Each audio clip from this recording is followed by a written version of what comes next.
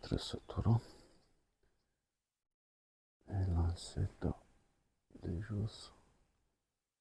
O să lansez și pe asta. Mă trezesc cu două bețe pe mal.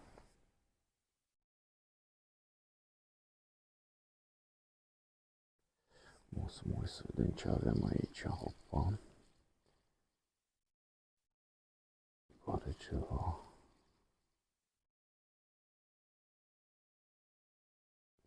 Ceva mai solid.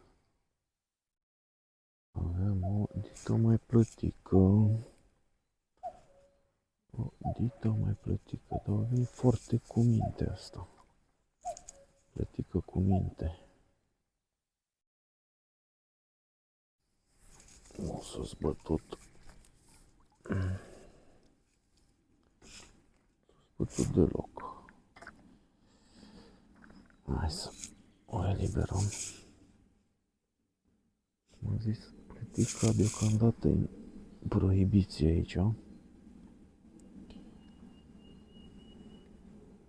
Deci o bucată frumoasă. Foarte frumoasă.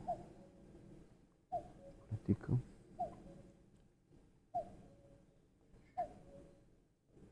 Cam asta e. Talie frumoasă.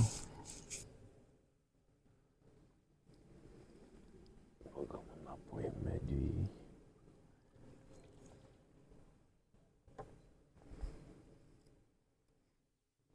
Hai că avem și trăsătură și aici mi-a bățul. Hai să vedem ce avem. Avem ceva.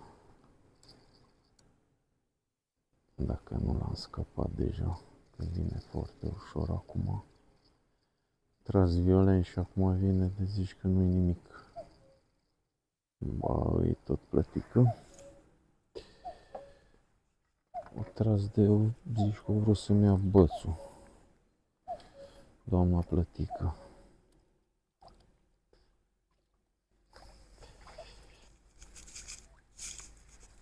O, mă. Și-s blând.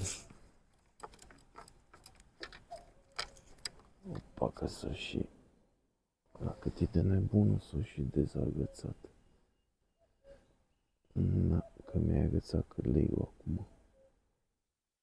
Bun. Hai să te arătăm la... Te arătăm la cameră, după aia mergem înapoi. Cam asta e talia de plătică, foarte frumoasă. Hai, dă-te înapoi.